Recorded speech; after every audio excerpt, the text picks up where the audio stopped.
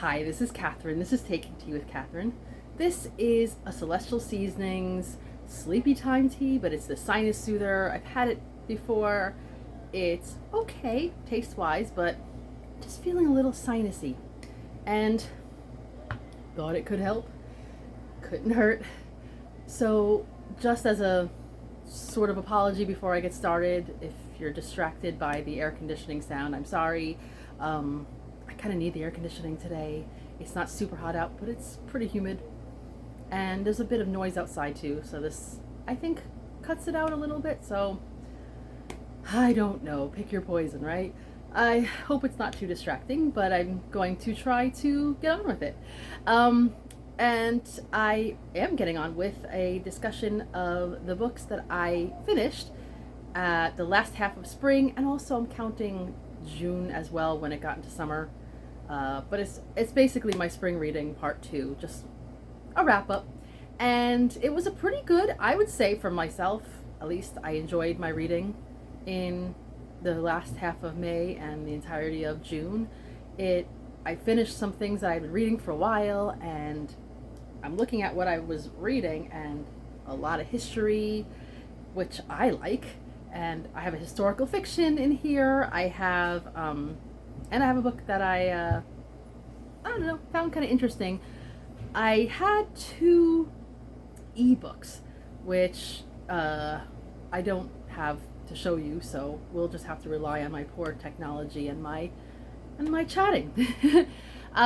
So the first one I'm going to mention is one of those ebooks, and it was a book that I started when I was in my trip to London, which was in September of last year.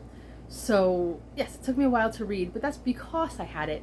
First, I was only reading it on my phone, so only when I was in a position where I didn't have any books with me on hand, etc. Like for instance, when I was on the tube in London, it was good to have. So most of the time I have a physical book with me, so it didn't make sense to keep on with this one. But then in May, I got a Kindle. I had a good price for it, and I thought, well, I mainly got it so I can have it with me on trips, but I also had it occasionally commuting, etc. And I thought, well, I'm going to go for it, and I'm going to finally finish this book. And it was called, did I mention already what it was called? I don't think I did. Once There Was a Way, What If the Beatles Stayed Together by Bryce Zabel. I hope I'm pronouncing that correctly. And that's exactly what the book was. It took a moment in the late 60s that didn't happen. Basically a meeting between some talk show hosts and John and Paul, I think, of the Beatles. I don't know if most of you know who the Beatles are. I'm pretty sure they're pretty well known, but just in case, all the members are John Lennon, Paul McCartney, George Harrison, Ringo Starr, 2 of whom are no longer alive. John Lennon died when I was quite young, and George Harrison died when I was in my mid-20s, I think. Don't do the math. But they are missed. But the Beatles broke up, I believe, in 1970. I should know this. I read a lot about the Beatles. And I think in order to read this particular book of speculative fiction, I guess you might call it alternate timelines, it would help to have knowledge of the Beatles. So what I could tell you now is probably not enough. If you want to read this book, I'm not saying you couldn't enjoy it, but I don't think you would really understand the references and where things diverged and where things came together. There were certain projects that were talked about that never happened because the Beatles broke up. There were certain solo projects that in this book became Beatle albums, Beatle songs. And I like the way it was weaved in and out of what I knew about the Beatles being both together and as solo acts. They handled John Lennon's Lost Weekend, which was a time period in the early 1970s, early to mid-ish 1970s, where John Lennon and Yoko Ono split. They were separated, but it was not thought to be permanent. But for the most part, John Lennon was with a woman who worked for them called May Pang. She's still alive. She's told her story numerous times, and they did keep that storyline, as you might call it. A couple of other people got involved. There were different tweaks in, how would you say, not just history, but politics, how it was involved. There was an interesting connection put in between Steve Jobs and the Beatles. I'm not going to tell you everything, but I liked it. I'm not saying I loved it, but in a nerdy, Beatle-loving way, I enjoyed the what if. I almost prefer the what if to what actually happened, especially because even though I think with one little time change, everything would have changed, they still made it possible, spoiler alert, to keep the birth of John Lennon and Yoko Ono's son, sorry. And I met him once. Sean Ono Lennon, I think. They kept his birth on the same day, everything, which I know, if you have changed things, it would have made that impossible. But anyway, I liked it. I would recommend it if you are interested in the Beatles, very much so, and if you've read up on the Beatles and their life and their situation. Anyway, enough about that one. And I also read two nonfiction books by Tracy Borman, one of which was Crown and Scepter, which is a book about the English monarchy, English and then British monarchy, because I wouldn't call it British monarchy totally, because it's from William the Conqueror to Elizabeth II, with a very brief preview about the Anglo-Saxon period leading up to the William the Conqueror. But it wasn't really British monarchy until James the Sixth of Scotland became James the First of England. But that's okay. That's okay. It's still, right now, it's the British monarchy, so it is part of their history now. So I did like it. It was a good overall coverage of all the monarchs, and also how they related to their time period, and also how they affected certain things and how certain things affected them, and just the meaning of monarchy. What's changed? What is the difference between ruling and reigning, and female queens, and obviously and male kings, and when was that possible, etc. So if you want a good overview, I've had a book for years by oh goodness, I think her name is Antonia Fraser. Oh goodness. Anyway, and which I can't believe is I'm doubting because it's not in front of me, but I've had it since like 1999, before I was super into English history. But I just bought it in I think it was a bookshop in a airport. I think Gatwick Airport. Anyway, you don't need to know this. Or was it Heathrow? It doesn't matter, because I bought it many, many moons ago after seeing the movie Elizabeth with Cate Blanchett when I was in London, and I just got a little curious, and it was a really good book to have, and I still think it is, but this is good too, and definitely worth it if you want just one book to cover it all.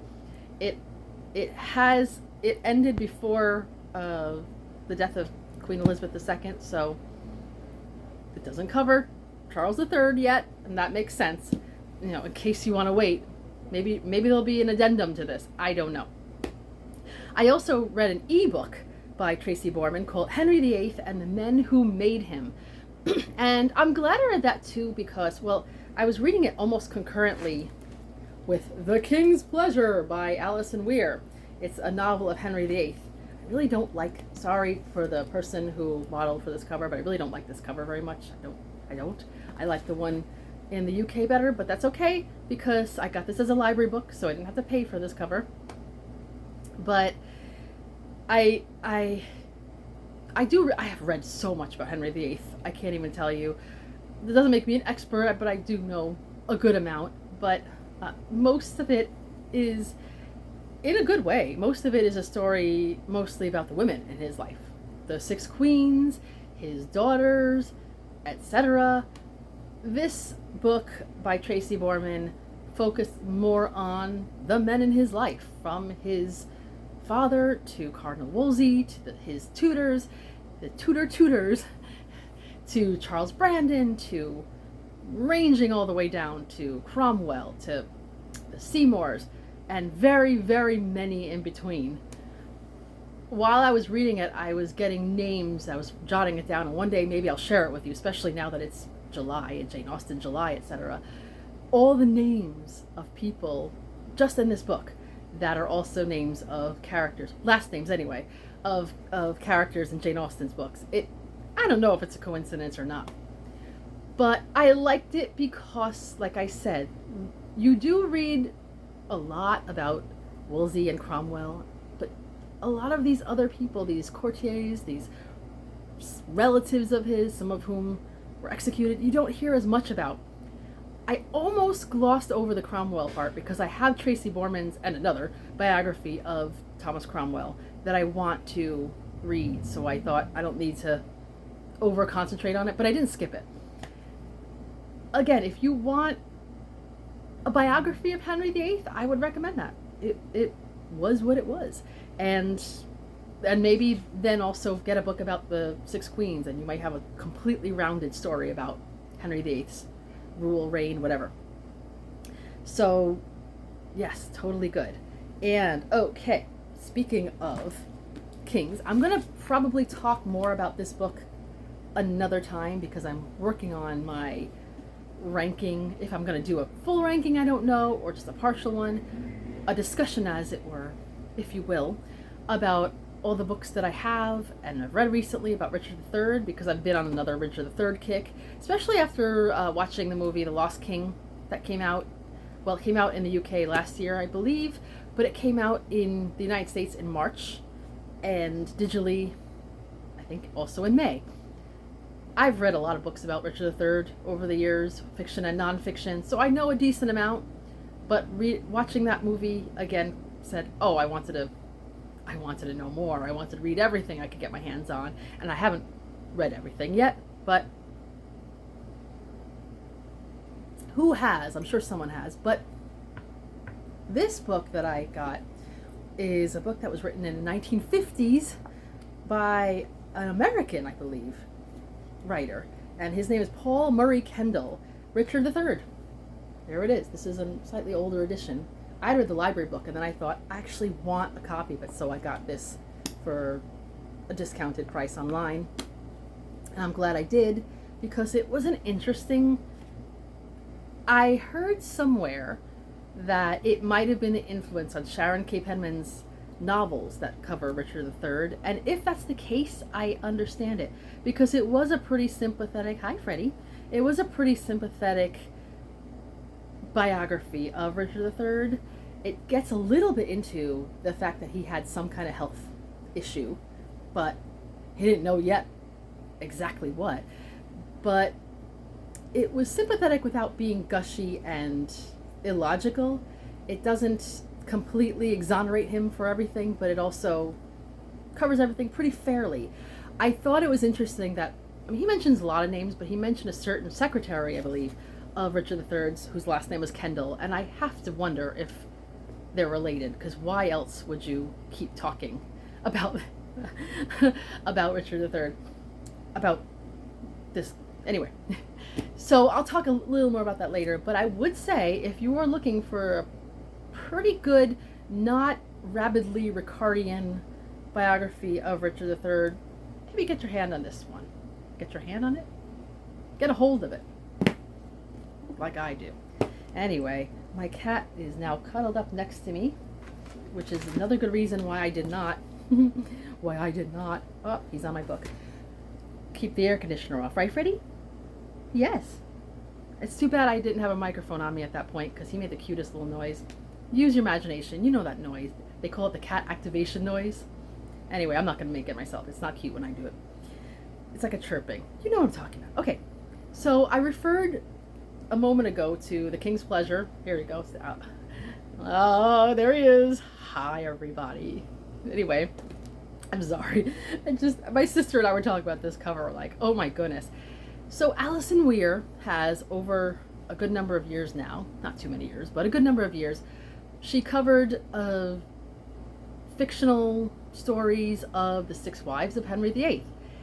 And this one feels like she took all of them and now covered her version of things from King Henry VIII's point of view. And it worked, because sometimes she speculates into different things. She makes certain people pregnant when they weren't, etc. I'm not going to say whom, but just certain things, certain little changes that were not impossible but not probable. Sometimes things that I'm not sure how I feel. I have a mostly relationship with Alison Weir's books. I said again, I'm going to talk about it many times, I'm not a Ricardian. I'm not this rabid fan of, you must think that Richard III is some kind of innocent person. But I do think she's very much into he's absolutely completely guilty and solely to blame camp, which I'm not. I've always been, he probably did most of the things, but I think there were some extenuating circumstances, and that there were some people who helped him as you were accomplices. So that's the one thing I've always, I don't want to say held against her, but I'm not crazy about. However, I did like the story. Again, if you want a fictionalized story of Henry VIII, it's pretty good. It doesn't make him absolutely constantly trying to explain himself, but it does give you a feeling of how he felt if you were in the mind of the king, without being completely in the mind of this king who I wouldn't want to be. However, I would say Margaret George did an autobiography of Henry VIII with notes by his fool Will Somers, who is also featured in this book. Will Somers was Henry VIII's fool, which was an interesting job, really. It was one of the few people who could tell him like it was. It really said things. I mean, once in a while he got corrected, but for the most part, he was one of the people who could approach him and just say what he wanted to him. It was probably therapeutic for the king. I don't know.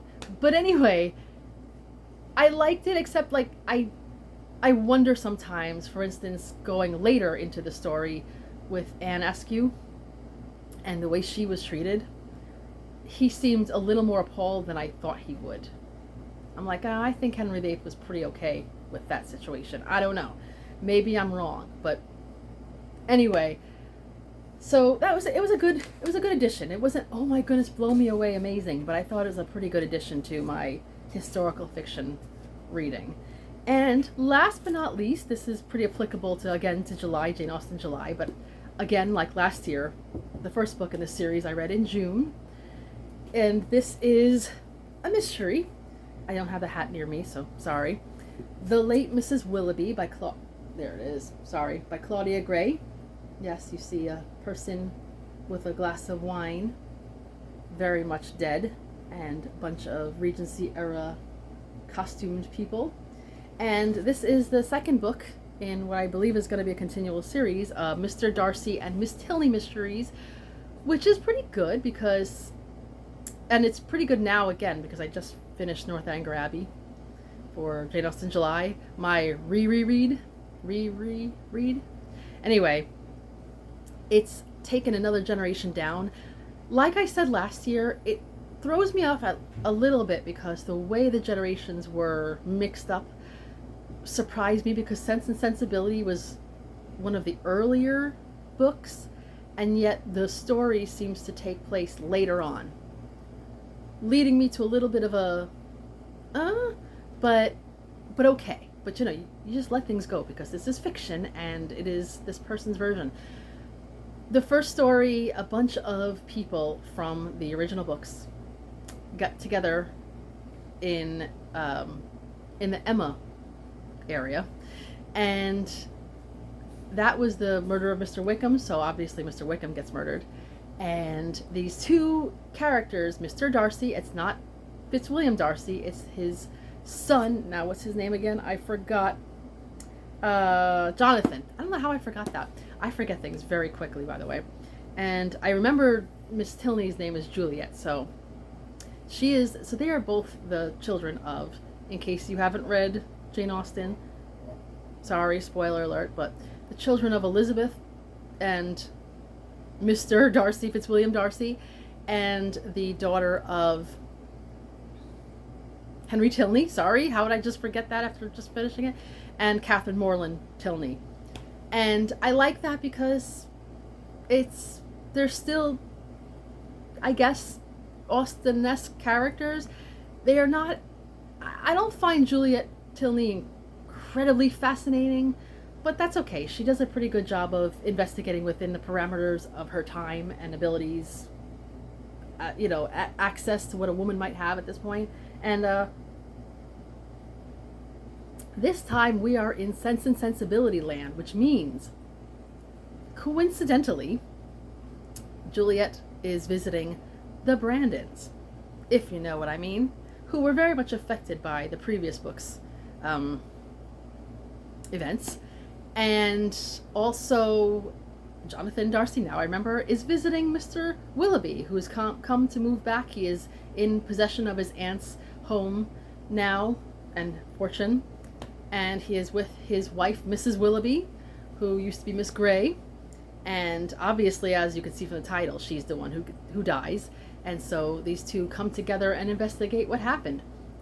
I love that Mrs. Jennings is in here because she is one of my favorite Jane Austen characters, and other people from Sense and Sensibility.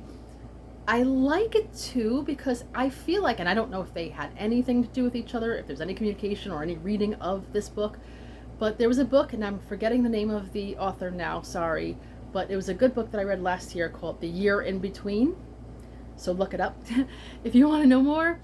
And it was a book that takes place between a year in between. There is a year that happens toward the end of Sense and Sensibility, just a gap where things happen, and it's like a time jump. So that book covers that year in between.